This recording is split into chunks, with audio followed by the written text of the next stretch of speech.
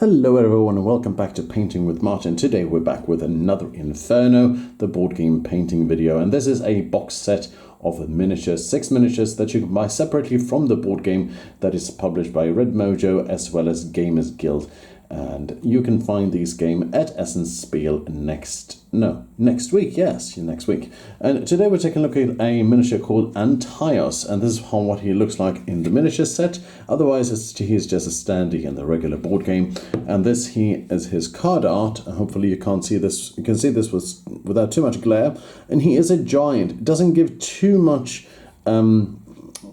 card reference of what we're going to paint, but I'm going to do my best. I'm going to try and paint it in some easy steps, starting with the base paints and some washes as well, but we're also going to use plenty of contrast paints for this video to speed up the process. So let's get started. I'm going to place this one over here as a reference, make sure that it doesn't get lost or anything, or gets even worse, gets paint on it.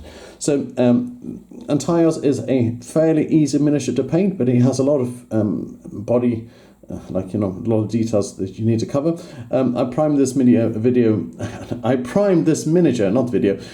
using Vallejo white, and I also put some extra white on top of the skulls here to make sure it's a little bit easier to paint.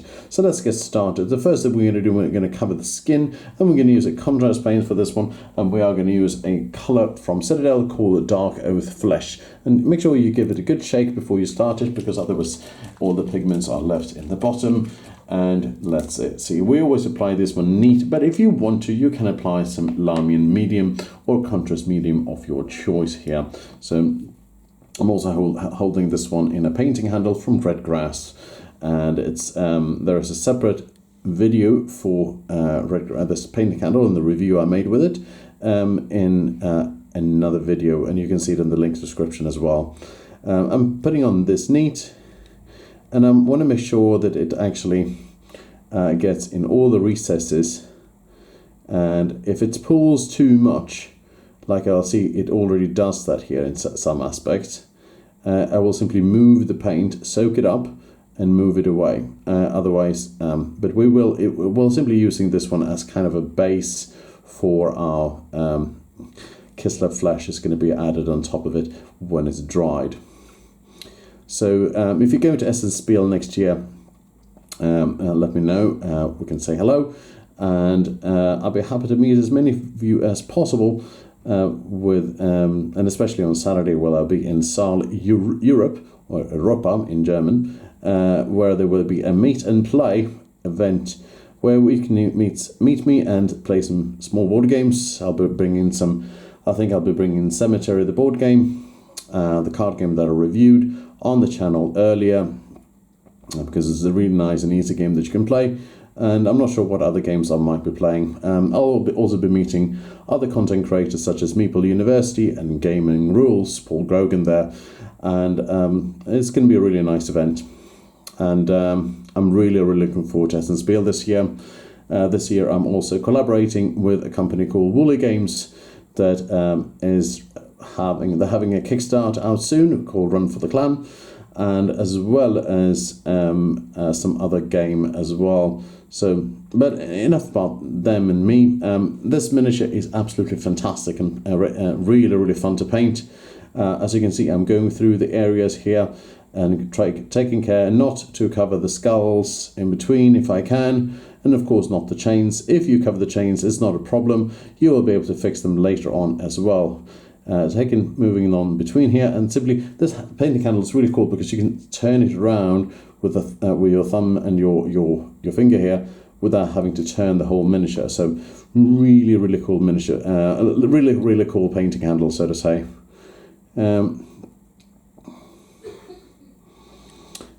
So going over the miniature like this, make sure that it doesn't pool too much. And then going over to his face as well. It's already looking a little bit better than compared to just a blank miniature. And you don't have to have the miniatures to play the game. The game is set in, I believe, 13th or 14th century Florence. Please correct me if I'm wrong. And where you could be condemning and accusing souls and sending them to hell and you will have Dante going around in hell as well. It's a very interesting historical game in a certain sense, but it also has like plenty of religious elements, like, you know, you can believe in hell if you want to, or, you know, heaven or hell. This doesn't really matter. It's just a board game, in essence. So here, I'm taking care not to paint the actual skin in between the chains here he's holding all around him.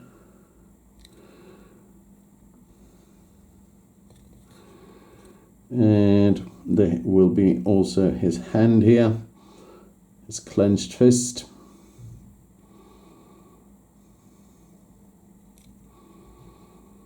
And of course, turn it around. Might having a hard time to actually reach it here, but with a little bit of practice, you'll get around to it.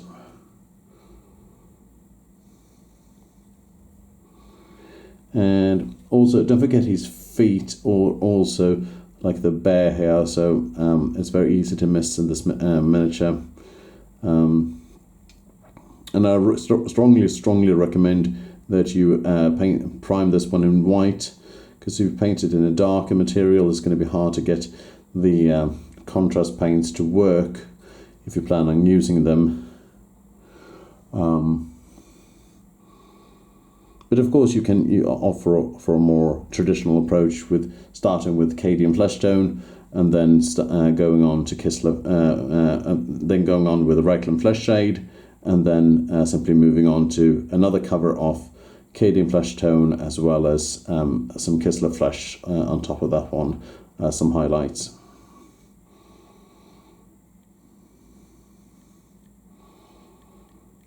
Here I'm just using my brush and I'm sticking it through here to make sure I cover all the areas that I need to. And also, the good thing about this one is it dries fairly quickly. Here I'm going over some areas that I missed. Hopefully I'm not going out of camera too much, so you can see what I'm doing.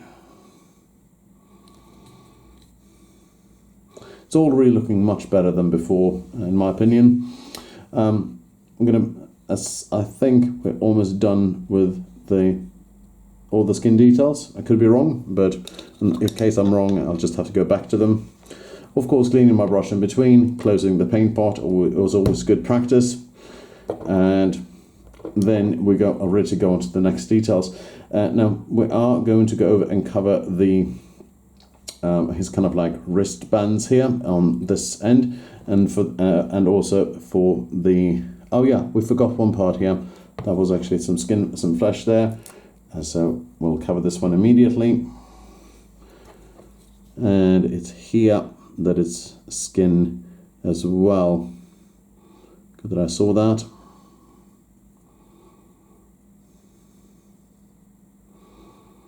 I'm using a size 2 brush for this one, and you can use a size 1 brush for it as well. Even a size 3 would be working quite well, but I find it to be useful. Oh yeah, also missed one part here. Very easy to miss when you have a lot of skin details to cover.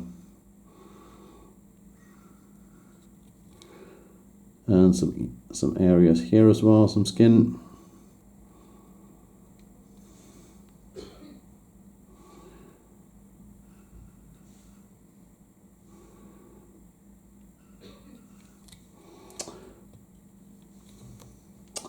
All right, so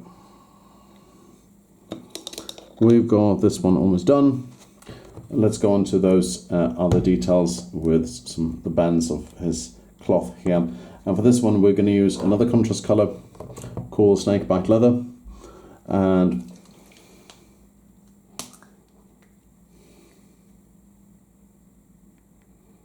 holding it a bit off camera here. And not too much.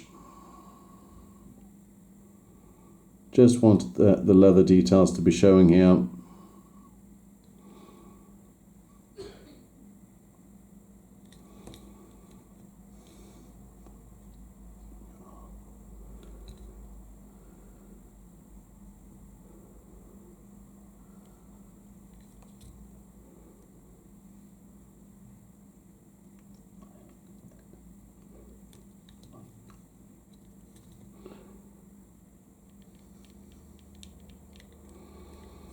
And doesn't have to be more complicated than this, just to get a different kind of color tone on it. Oops. Just like this would be fine.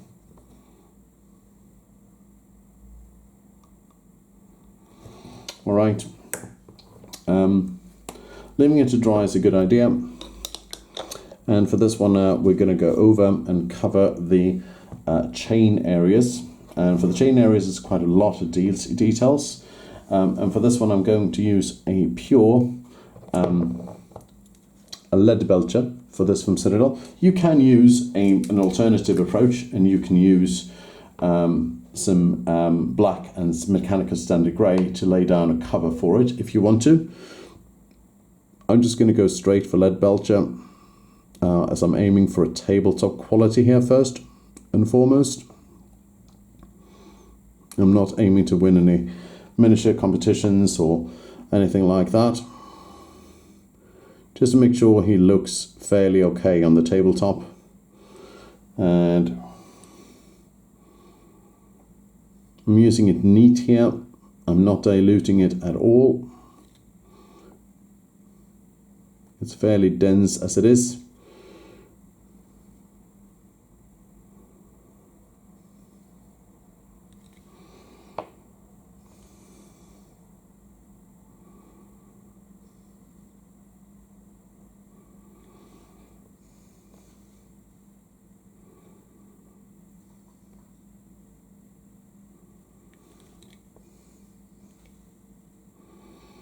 I'm turning around the miniature as I see fit.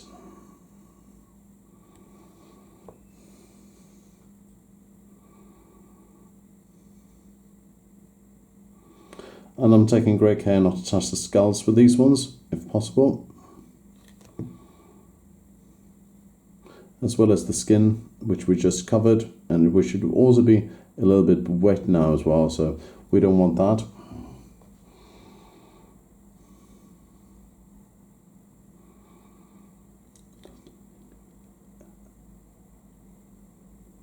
Don't forget the back side.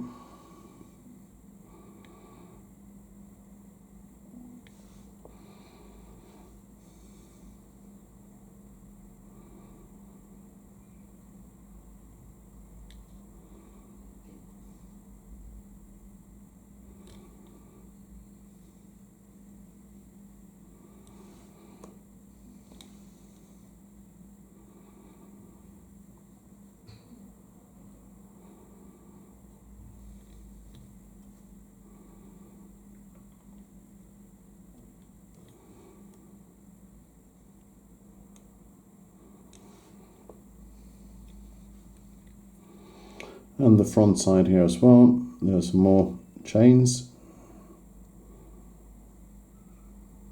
And going over the first part here that I just did with another layer can sometimes be a good idea, especially if you miss some details. Here going over the arms.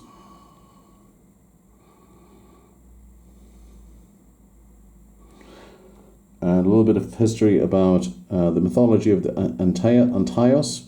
He is a mythological figure in both Greek and Berber mythology, as the son of Pontus and Gaia, and he was a giant, and he gained his strength by simply being on the ground. And he regained the strength. And if he was lifted up, he had the same strength as any other man. And he often challenged passers-by to wrestling matches in which he fought to the death.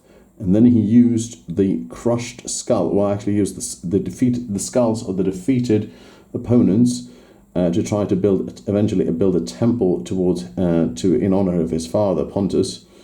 And Hercules, or Heracles as he's known in Greek mythology, Hercules is Roman mythology, then he realized he could not defeat him in wrestling as part of his 12 labors, but he had to figure out a way to do it. So the way he did it was quite smart. he simply lifted him up off the ground and broke his back in a kind of like a bear hug, and that meant he destroyed his power, which was to keep him grounded on the ground, and therefore that was the end of Antaeus. And in the game, he is one of the in the board game in Inferno, again published by Grand Gamers Guild. He is one of the guardians that you can gain powers from if you meet their goals.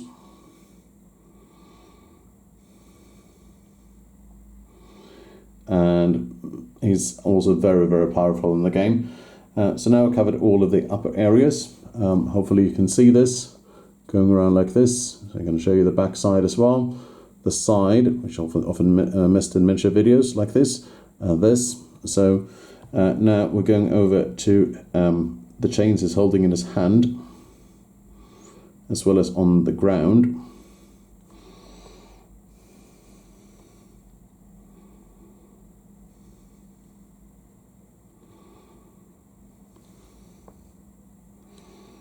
I'm keeping the paint pot off camera, and I'm dipping into it as the paint is kind of like getting more and more off from the brush. Taking great care not to dip the entire brush into the paint pot to destroy the ferrule, which is the metal part here. Just small dips and gives you more brush control, and I'm keeping my hands really close to the ferrule as well to give me more control as well.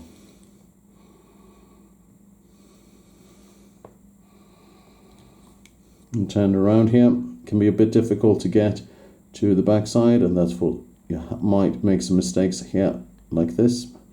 I'm trying to angle the miniature as much as I can to get all the angles and make sure there are no white areas left. Not sure what you have in the ground here. I'm going to paint some of the chains here, and I think it's a rock or something like that, which we might be able to paint later on as well. Now going through the miniature again, making sure I haven't missed any parts here.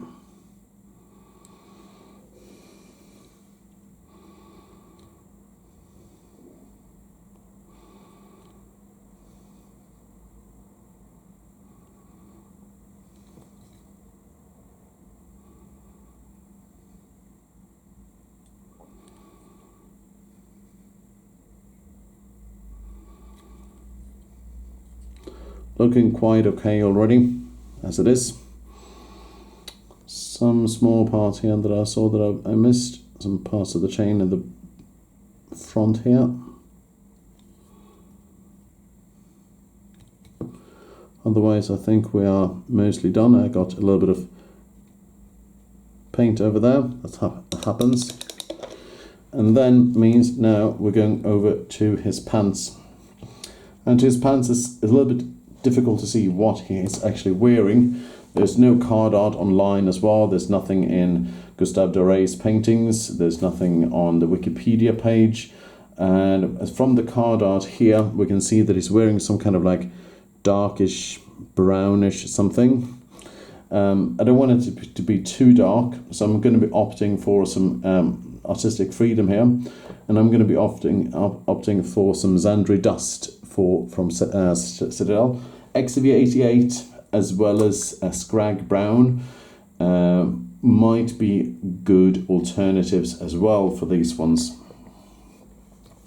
I'm using this one neat, but with not much paint on my brush. Using fairly large brush strokes.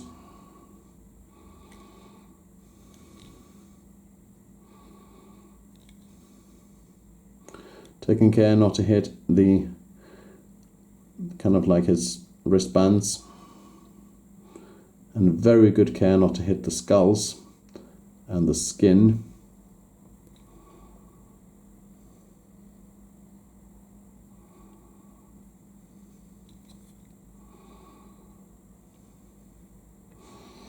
I'm starting with a front here.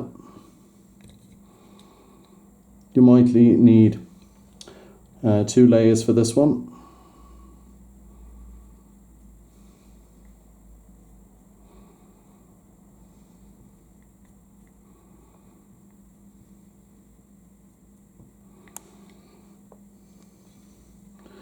Here's the upper part of, which I think is part of the pants.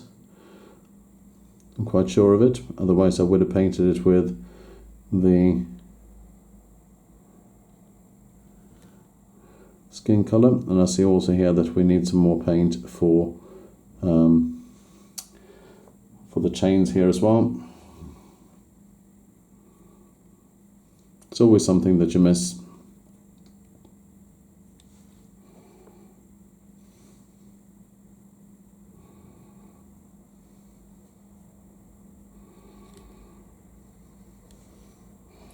Here the chains were not entirely dried, so I accidentally missed it in here.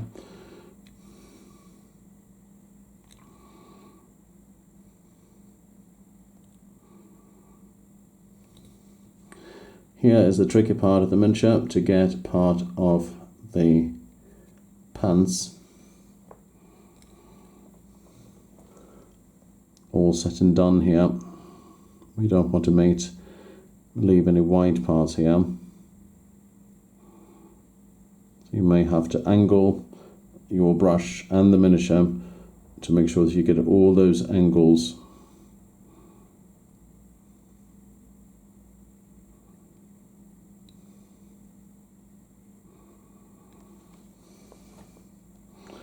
With a little bit of practice you can get the hang of it, as most things. Here, underneath his crotch.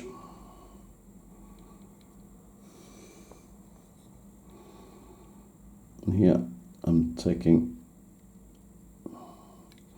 brush upper, holding it upper here, like up here, to make sure that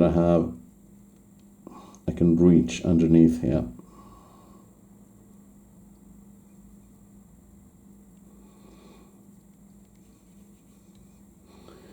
Here, in between here,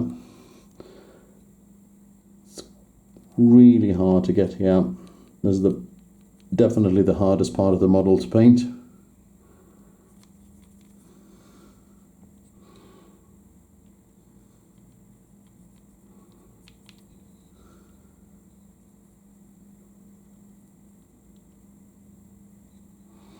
But here I'm going through, giving it one more layer.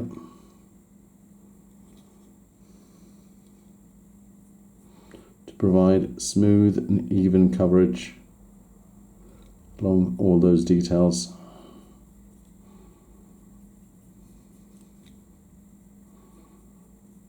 And this is not a contrast paint, which means there will be some need eventually to put it some wash over it. I use wash and change interchangeably. They both mean the same thing. So this one is mostly done. Now let's go over and pay our attention to his hair before we actually go over and pay our attention to his chains and skin as well. Skin is a little bit, and as well as the skulls. So here we are going to I'm going to leave this one aside like this. Close the paint pot so nothing will spill over. And for his hair, also very difficult. Could you use sundry dust for this one as well? I'm opting for a colour called Racar Flesh.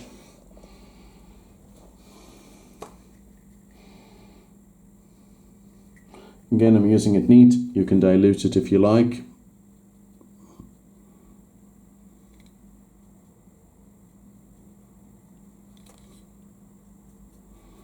I want it to be not all grey or white, but have a little bit of a different skin tone, different tone here.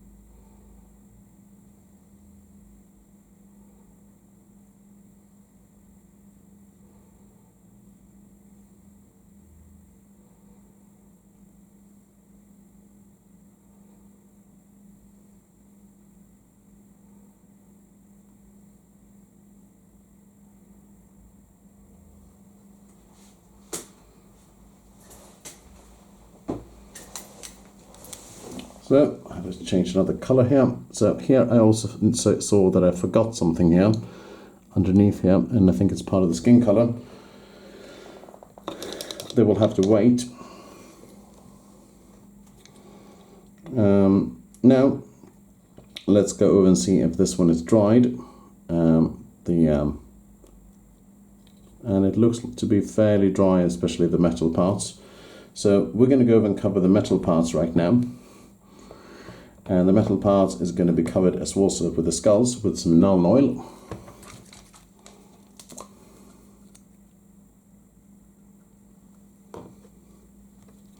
So first of all, we'll cover the skulls with this.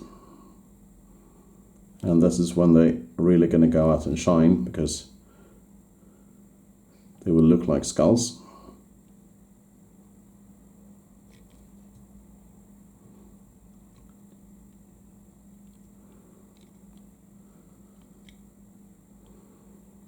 And you also will cover all the chains as part of this as well, to making sure like you darken them and they don't look so silvery and bright.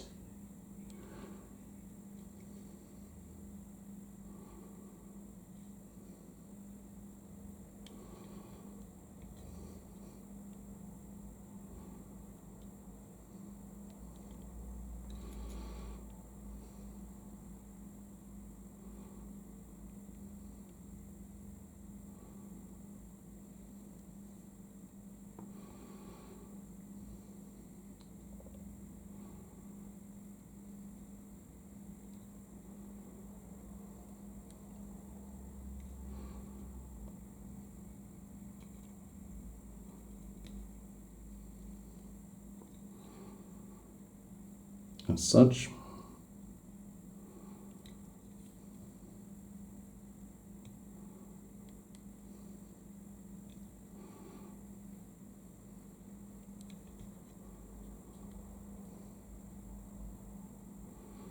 Putting some more skulls on them as such as well. Letting it pool in the recesses here.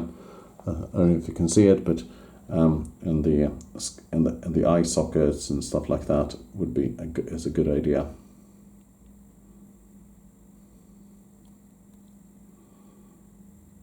And if there are areas where you missed putting some metal, you can actually cover it over with some Nuln Oil. It's a good way to actually cover those mistakes.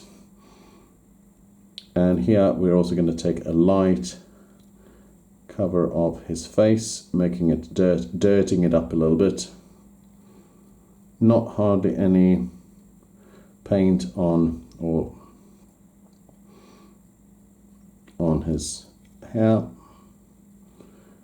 Just making it dirtier as per the card art.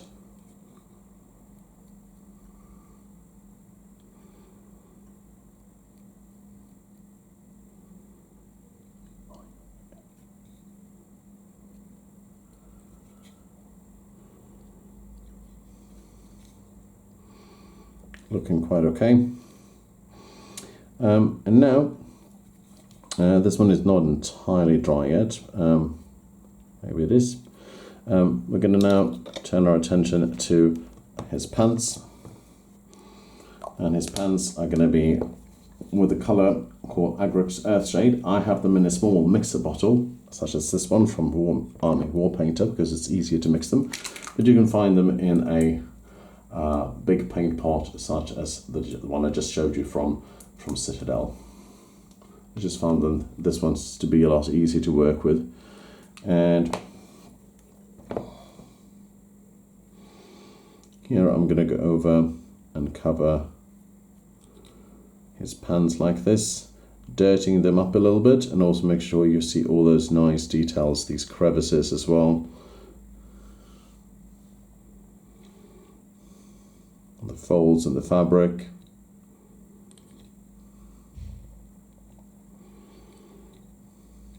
And doing this one a little bit underneath here as well.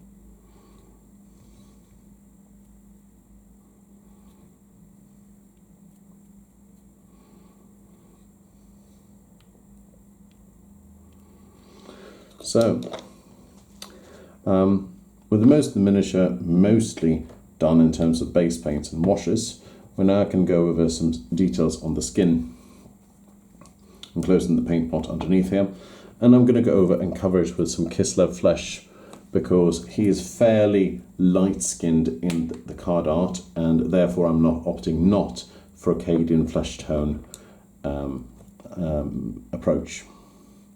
So the first thing I'm going to do is I'm going to go over and cover the muscles, leaving some of the shading underneath as in the shadows.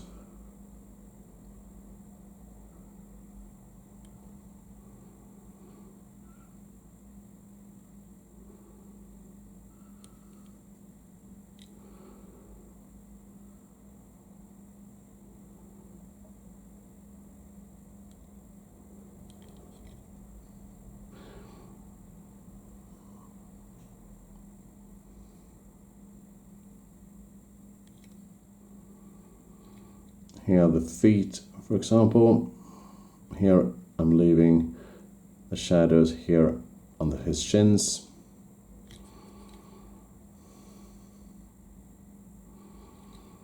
Don't use too much paint on the brush here, to make sure some of the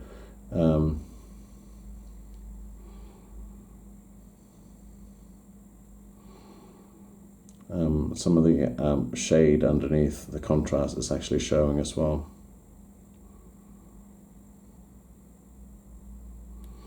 And it's also an excellent opportunity to actually cover any mistakes you made where there should be skin and not chains. As such, here there's some white here, and some white here as well.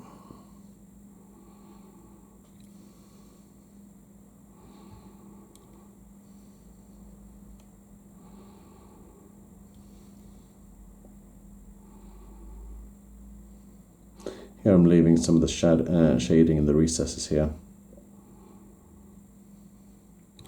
It is fairly dirty in the card art as well, so you can definitely leave some of the dark oath flesh showing underneath as kind of like sweat or gore effects. 1 or 2 layers might be necessary to get the cover that you need for a good finish.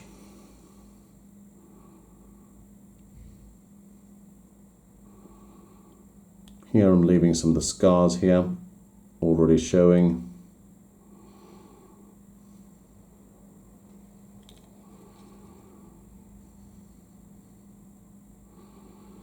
I'm putting another cover here.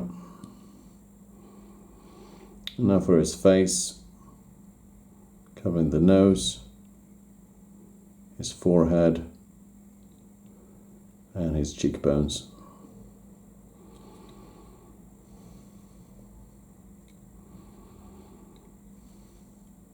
Going down to the last part, which is his feet here.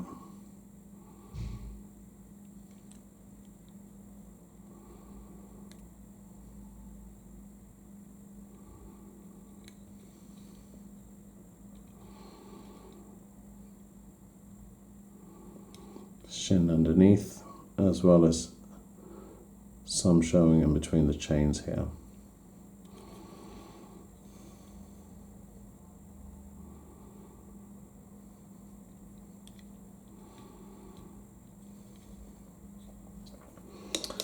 Looking quite okay already, and in my opinion, oh yeah, I noticed there's some small skin details left we need to cover. Here there was some white that I don't like, as well as underneath here as well.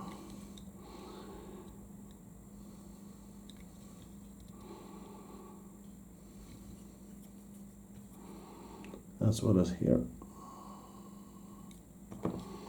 Now, one more part here. Hopefully that will be enough with it. the null is not entirely dry, but we can actually go over and paint over some of his shin guards with some XV88. But normally I would ought to go for some Baylor Brown here to make sure that they are, give it a good shake as well, of course, first.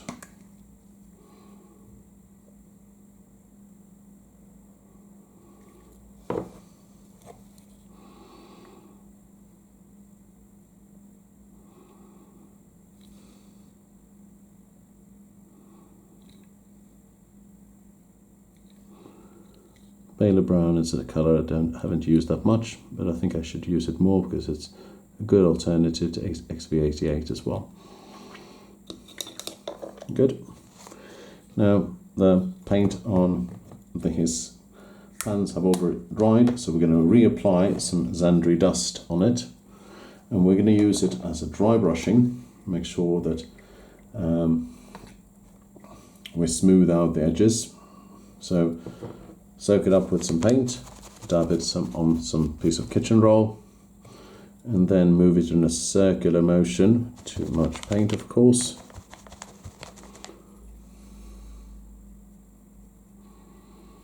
Circular motion as such.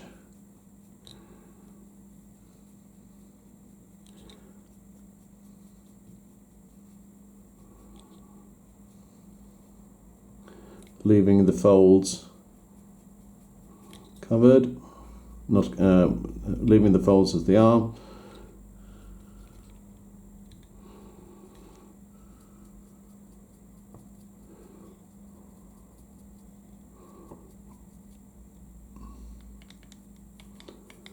Going underneath here as well, not that important.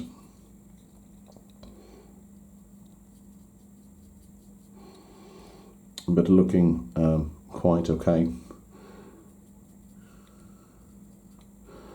Now, leaving this one aside, closing the paint pot as always, and then going to apply some details of some more lead belcher, which we have missed as well, covering up some mistakes. In this case, I used, there should be some things here, and some things here.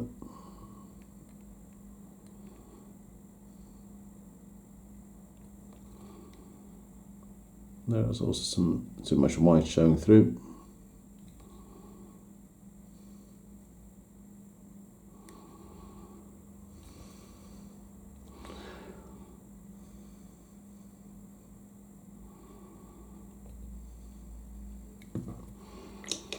Quite okay. Some details, some highlights, always needed. I'm going to pick out some details with some Stormhose Silver. Now for this one I'm using the same brush as before, a size 2. And I'm going to pick out those details in the chains. Just a few dabs here, making sure that it shines a little bit more. And I'm doing this one where the sun shines, the front, as well as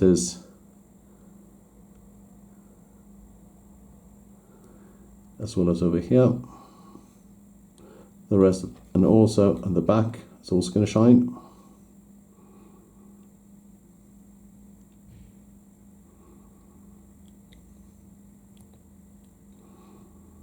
But it's not going to shine underneath.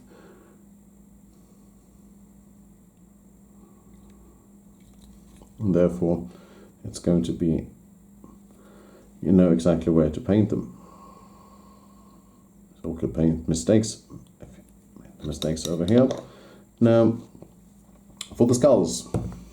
For skulls I'm going to use a colour called either cold white, or you can use some white or some ivory. I'm going to opt for some Sharps to Bone here. You can use Screaming Skull as well.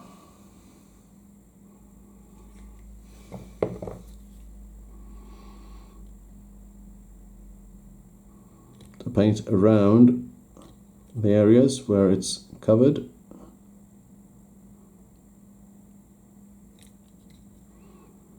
can also leave them as they are if you like.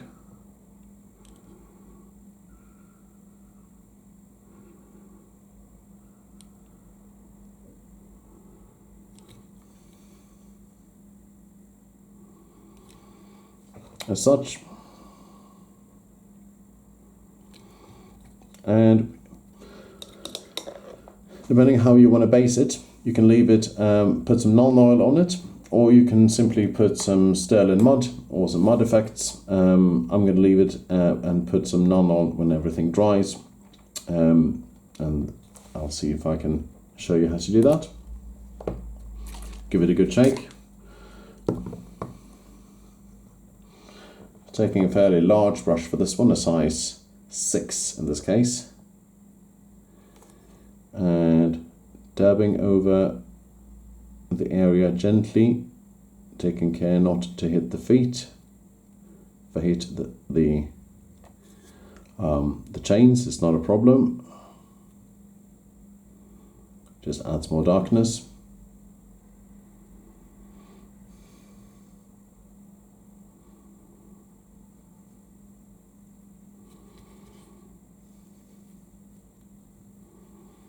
Leaving it to dry, and you have a ready miniature, ready for the table. This is Antaeus from the board game Inferno. If you like this video and want to see more like this, please subscribe to my channel, and I'll see you next time in the next video, and hopefully I will see you at Essen Spiel next week. Thank you very much for watching.